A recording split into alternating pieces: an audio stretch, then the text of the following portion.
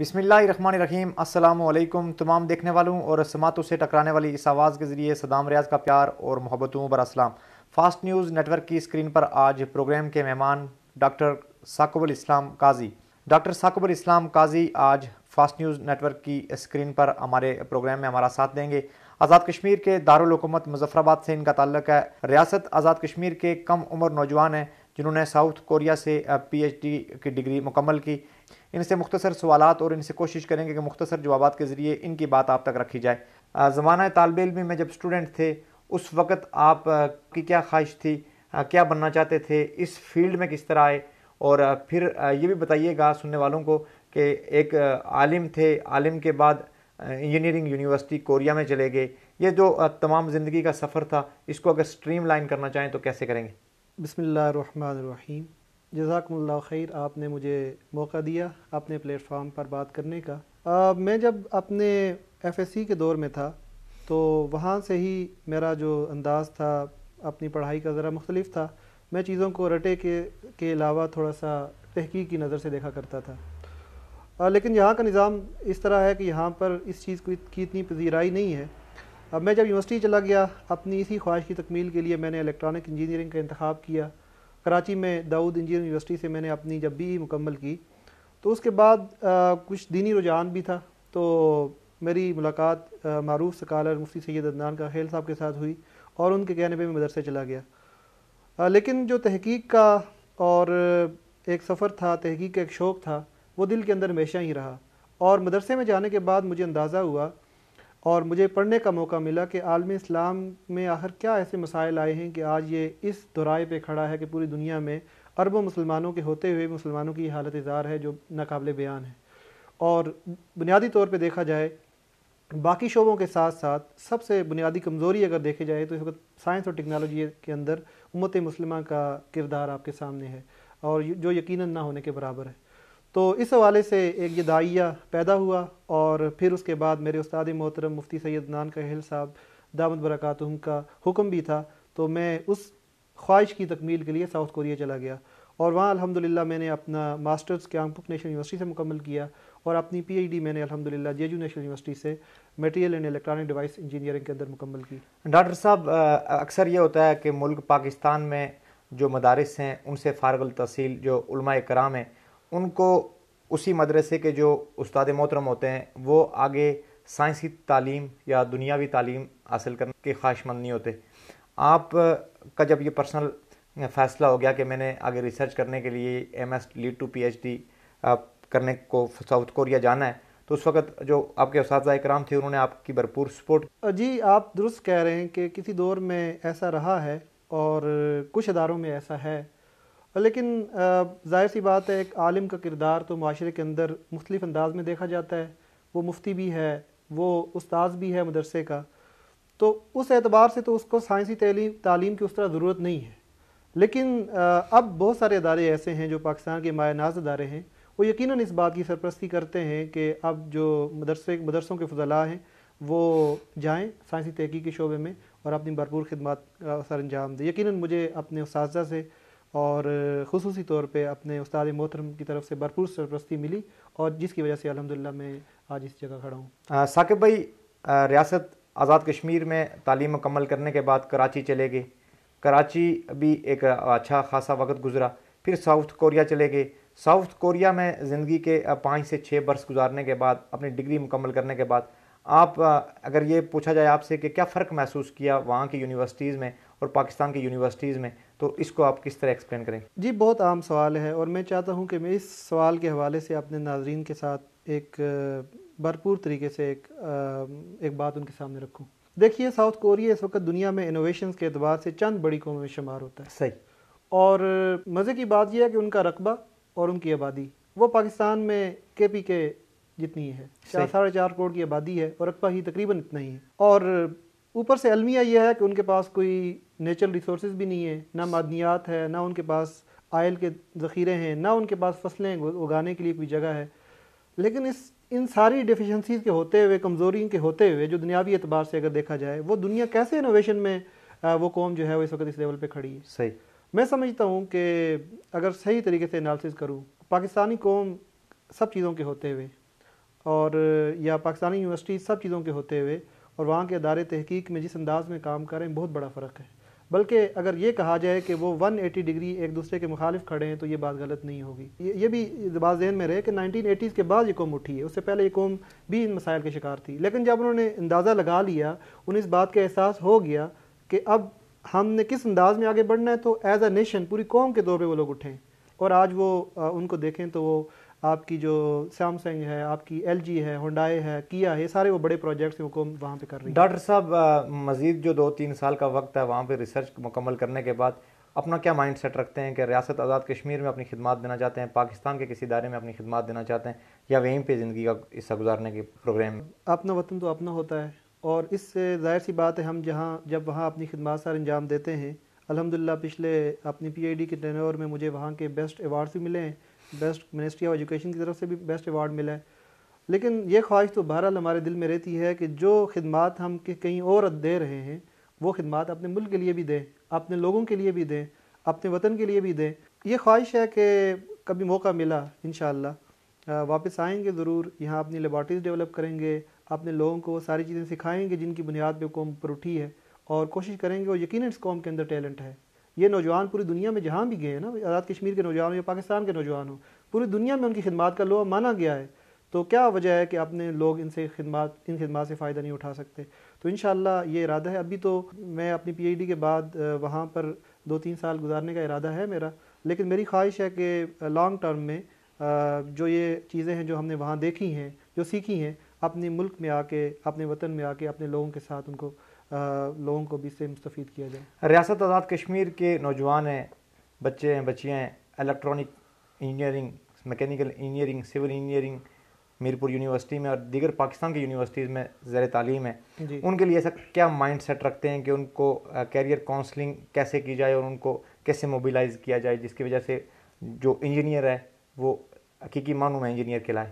اس حوالے سے ہم نے اپنے کچھ دوستوں کے ساتھ مشاورت کے ذریعے ایک فورم بنانے کا فیصلہ کیا ہے, اور یہ آزاد کشمیر کی ہسٹری میں فرسٹ ٹائم ایسا ہوگا, پہلی دفعہ ایسا ہوگا کہ ہم باقاعدہ سے ان نوجوان دوستوں کو اکٹھا کریں گے, اور یہ ایک بیٹھک ہوگی جس میں وہ لوگ آئیں گے, ہم مل بیٹھیں گے اور ہم ان کی بات سنیں گے اور ہم اپنی بات سنائیں گے, تاکہ کچھ ہم ان سے سیکھیں اور تاکہ ہم جو ہمارے پاس ہیں ہم ان کو دے سکیں. اور اس کے ساتھ ساتھ ہی میرے دوست ڈاکٹر نعمان کاخیل ہیں, آج ہی میری ان سے بات ہوئی اور پہلے بھی ان سے مشاورت چلتی رہی ہمیشہ. تو ہمارا یہ ارادہ ہے کہ ہم باقاعدہ سے جو ریسرچرز, جو پاکستانی ریسرچرز پوری دنیا میں ہیں, تو ہم اپنی سیلریز میں کچھ حصہ مختص کریں, مثلا 1% یا 2% حصہ. پھر ہم پاکستان میں ہر فورم پہ ان لوگوں کو ڈھونڈیں جو ایبیلٹیز تو رکھتے ہیں لیکن گائیڈ لائن نہیں ان کے پاس, یا ان کے پاس وسائل کا مسئلہ ہے, تو ہم ان کو وہ چیزیں پرووائڈ کر کے اور ان کو پھر بتائیں کہ آپ لوگ آگے بڑھ کے جو ریسرچ کے تحقیق کے شعبے میں اپنا بھرپور کردار ادا کر سکتے ہیں. ساؤتھ کوریا میں جو مسلمان رہتے ہیں ان کے لیے جو کورین گورنمنٹ سسٹم ہے وہ کس حد تک سپورٹڈ ہے, کیا کیا ریسٹرکشنز ہیں, اور جو ہمارے مذہب کے لوگ ہیں مساجد میں عبادت کا جو سلسلہ ہے, جو مشکلات ہیں یا آسانی ہیں, اس کے اعتبار سے آپ نے کیا انالائز کیا؟ میری حیثیت ساؤتھ کوریا میں 2 طرح رہی ہے ہمیشہ پچھلے 6 سال سے. ایک تو میں محقق کی حیثیت سے وہاں پہ ہوں, سائنٹسٹ ہوں, اور دوسری میری حیثیت ایک ریلیجیس اسکالر کے طور پہ ہے. اور کوریا کے بڑے شہروں میں میرے وقت گزرا ہے, دیگو میں, سیول میں, جیجو میں. ان سارے اوقات میں جیجو کی مرکزی مساجد میں میری ذمہ داریاں بھی رہی ہیں الحمدللہ. کورین گورنمنٹ نے ایک سسٹم ایسا بنا دیا ہے, اس سسٹم کے اندر آپ اپنی لمٹس میں رہتے ہوئے اپنے دین کی ترویج اور اشاعت کے لیے جو بھی کرنا چاہیں, اس میں کورین گورنمنٹ کو کوئی مسئلہ نہیں ہے اور اس میں کوئی بھی رکاوٹ نہیں ڈالتی الحمدللہ پچھلے 6 سال کے دوران. اور دوسرا وہ لوگ بنیادی طور پہ بڑے ہی نرم دل لوگ ہیں, اور اپنے کام سے تو ضرور وہ ایک لگاؤ رکھتے ہیں اور اس پہ بہت اسٹرکٹ بھی ہیں, لیکن ان کا رویہ مشفقانہ ہوتا ہے ہمیشہ کے لیے.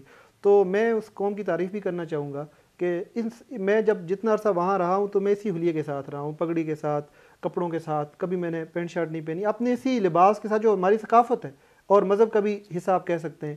لیکن اس سارے عرصے میں مجھے باہر کے لوگوں کو چھوڑ کے مجھے اپنی لیبز میں اپنے پروفیسر کے ساتھ, کورین کولیگ کے ساتھ کبھی مسئلہ پیش نہیں آیا. اس 5 سال کے عرصے میں اتفاقاً لوگوں سے یقیناً بات بھی ہوتی ہوگی, 5 سال کے عرصے میں نان مسلم میں سے کتنے لوگوں کو اسلام کی دعوت دی اور کتنے لوگوں نے اس کو اڈاپٹ کیا, وسیلہ آپ بنے اور کرم اللہ کرا؟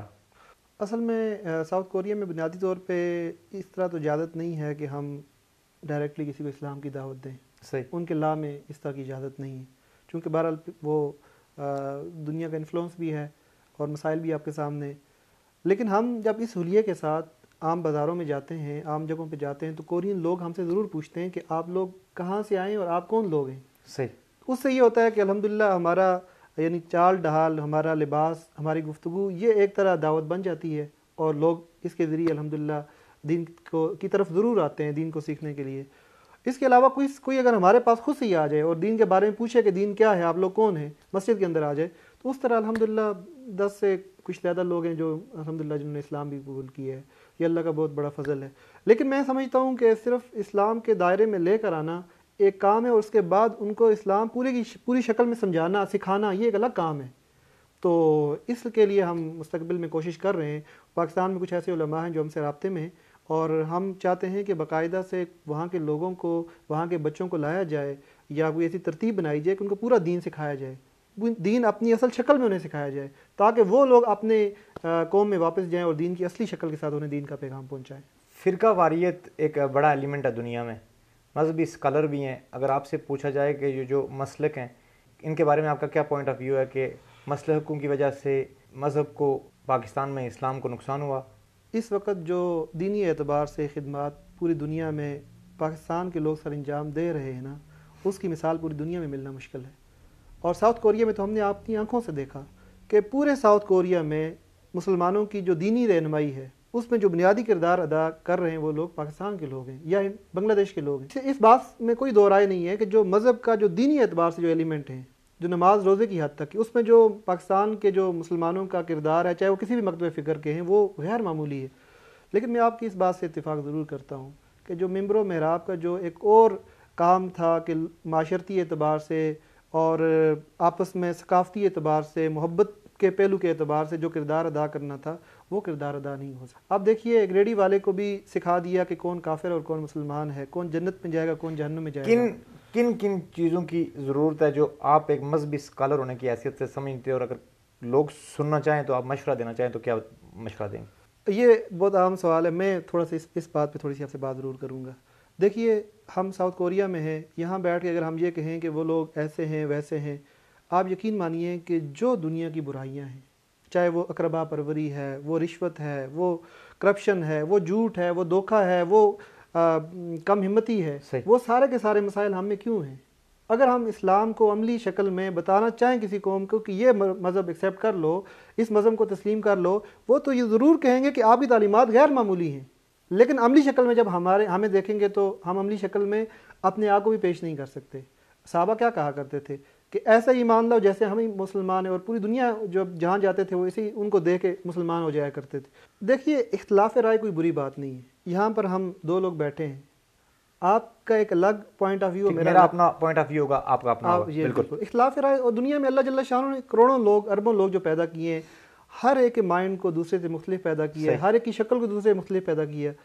تو اختلاف رائے کوئی بری بات نہیں ہے. لیکن اس اختلاف رائے کو بنیاد بنا کر دوسرے کو غلط ڈکلیئر کر دینا، یہ ظاہر سی بات ہے. اور دوسرے کو یہ کہنا کہ یہ بالکل غلط ڈائریکشن میں ہے اور دوسرے کی نفی کر دینا، یہ چیز نہ اسلام کی تعلیم ہے اور نہ ہی یہ کوئی معاشرہ اس کی اجازت دے سکتا ہے. جو لوگ اسٹوڈنٹ ویزے پہ یا اسکالرشپ پہ کوریا جانا چاہیں، ان کے لیے کیا مشورہ دیتے ہیں؟ جو انجینئرنگ میں جانا چاہیں یا کسی اور ڈپارٹمنٹ میں، اس ملک کی جو پالیسیز ہیں، اس ملک کے جو کوڈ آف کنڈکٹ ہیں، وہاں پہ رہ کے یقیناً آپ نے دیکھے بھی ہوں گے اور آپ نے پڑھے بھی ہوں گے، تو مشورہ دینا چاہیں تو کیا دیں گے؟ جی ساؤتھ کوریا میں بنیادی طور پہ چونکہ وہ ایک ٹیکنالوجی پوائنٹ آف ویو سے کنٹری ہے، میں نے بتایا وہ انوویٹو کنٹری ہے، تو وہاں پہ بہت بڑا ان کے پاس ایک خلا ہے اور وہ لوگ چاہتے ہیں کہ باہر کا ٹیلنٹ وہاں پہ آئے. بلکہ اب تو انہوں نے اپنی پالیسیز کو اور مزید نرم کرنے کا فیصلہ کیا ہے، اور ان کا ارادہ یہ ہے کہ ہم پوری دنیا کے ٹیلنٹ کو اپنے ساؤتھ کوریا میں لے کر آئیں، اور ویزا میں اور باقی پالیسیز وہ نرمی کر رہے ہیں. تو جو لوگ ہمارے انجینئرنگ کے شعبے میں ہیں یا فزکس کے شعبے میں ہیں، کیمسٹری میں، کسی بھی ٹیکنیکل شعبے میں ہیں، تو وہاں پہ جا کے اپنی گریجویٹ سٹڈیز کر سکتے ہیں، اپنے ماسٹرز کر سکتے ہیں، اپنی پی ایچ ڈی کر سکتے ہیں. اب میں آپ سے ایک بات اور یہاں پہ بات کروں گا کہ یہاں پر ایجوکیشن نظر آتی ہے، یہاں معاشرے کے اندر لوگ ایم فل بھی ہیں، پی ایچ ڈی بھی ہیں، اور گریجویٹس تو بہت سارے ہیں. لیکن یہاں پر نا اصل مسئلہ سکلز کا ہے، اور جو دنیا کو چیز درکار ہے وہ سکلز ہیں. آپ کی ایجوکیشن کے بعد وہ تب کارآمد ہوگی جب آپ سکلز بھی ساتھ لے کر آئیں گے. تو جو ینگ لوگ یہاں پہ ہیں، میرا یہ پیغام ہوگا کہ وہ اپنی تعلیم کے ساتھ اپنی سکلز پر فوکس کریں. اور اس کے بعد ساؤتھ کوریا جیسے ملک میں بے شمار مواقع ہیں کمپیوٹر سائنس کے شعبوں میں، آپ کی انجینئرنگ کے شعبوں میں، چونکہ ان لوگوں کا کام ہی یہی ہے کہ وہ ٹیکنیکلی اپنے آپ کو اسٹرانگ کرنا چاہ رہے ہیں. تو اور پھر جب وہاں جائیں تو پھر میں چاہوں گا یہاں ملکی اداروں سے یہ ریکویسٹ کروں گا کہ جب وہ لوگ جب واپس آئیں تو ان کو کھلے دل سے تسلیم کریں، اپنے اداروں میں جگہ دیں، ان کو ڈاکومنٹیشن کے کاموں میں الجھانے کے بجائے ان کو ٹیکنیکلی ان کو مواقع فراہم کریں اور بیٹھ کے ریسرچ کریں اور اس ملک کے لیے بھی اپنی خدمات کو پیش کریں. آپ کے کام کو وہاں کے قومی اخباروں نے شائع کیا، آپ کو یونیورسٹیز نے وہاں پہ ایوارڈ بھی دیے. کبھی یقین تھا کہ آپ اس فیلڈ میں ایوارڈ بھی لیں گے، ریسرچ ایوارڈ بھی لیں گے، قوم کے بڑے اخبارات اور چائنا کے قومی اخباروں میں آپ کے فوٹوز لگیں گے اور آپ کی ریسرچ کو پبلش کیا جائے گا؟ کبھی سوچا تو نہیں تھا، لیکن میں اس کا کریڈٹ وہاں اپنے پروفیسر کو دوں گا جن کے زیر نگرانی میں نے اپنی پی ایچ ڈی مکمل کی. میں سمجھتا ہوں کہ میری پی ایچ ڈی کے ٹینیور میں آدھی محنت میری ہے تو آدھی سے زیادہ محنت میرے پروفیسر کی ہے. ہم رات کے 12 بجے بھی ٹیکسٹ کر کے مسئلے کو کوئی ایکسپیریمنٹ چل رہا ہوتا ہے، مسئلہ بیچ میں آتا ہے، ہم رات کے 12 بجے 1 بجے بھی میسج کرتے ہیں کہ پروفیسر یہ مسئلہ آ رہا ہے، وہ فوراً جو ہے وہ ہمیں سولوشن پیش کرتا ہے. اور روزانہ جو ڈے ٹائم ہوتا ہے 9 سے 6 کا ٹائم، فل ٹائم پچھلے 3-4 سال جو میں نے وہاں گزارے ہیں اپنی پی ایچ ڈی میں، اس سارے عرصے کے اندر فل ٹائم وہ ہمیں اویلیبل رہے ہیں. تو آپ مجھے بتائیں کہ ایک پروفیسر اگر 6 مہینے بعد آپ کو آ کے جسٹ آپ کو یہ کہے کہ غلط ہے یہ ٹھیک ہے، ایک پروفیسر روزانہ کی بنیاد پہ گھنٹوں آپ کے ساتھ کھڑا ہو کے کام کرے تو وہاں تو لرننگ کے مواقع بڑھ جاتے ہیں. تو ہمارے سسٹم کے اندر یہ بھی فلاح ہے کہ جو لڑکے یہاں سے گریجویشن کر رہے ہوتے ہیں، پی ایچ ڈیز کر رہے ہوتے ہیں، ان کو تو موقع ہی نہیں ملتا اپنے سینئرز کے ساتھ. اور شاید آپ یہ سب کام پاکستان میں کرتے سوچتے ہوں گے کہ شاید پاکستان کے کسی اخبار کی چھوٹی سی خبر بھی نہ لگتی. یقیناً ایسا ہی ہے، وہاں پر تو ہمارے ہر کام کو وہاں کے جو مین اسٹریم میڈیا ہے وہ بھرپور طریقے سے ہمیشہ ہی ہائی لائٹ کرتا رہا ہے. اور ابھی بھی میں آ گیا تو مجھے معلوم ہوا وہاں کے جو یونیورسٹی میں بینرز اور یہ ساری چیزیں اعزاز میں لگی ہیں تو الحمدللہ وہ اپریشیٹ کرتے رہے ہیں اور پھر ہم اسی طرح اپنی اسٹرگل پٹ کرتے رہے. ڈاکٹر ثاقب علی اسلام قاضی کی گفتگو آپ نے سنی. آپ اس گفتگو کو کس اینگل سے دیکھتے ہیں کمنٹ سیکشن میں تہذیب و تمدن کے دائرے میں رہتے ہوئے اپنی رائے کا اظہار ضرور کیجیے گا. زندگی نے وفا کی اور سانسوں نے ساتھ دیا تو فاسٹ نیوز کی اسکرین پر پھر کسی شخصیت میں اگلے پروگرام میں ملاقات ہوگی. نیک دعاؤں میں یاد رکھیے گا. اللہ نگہبان.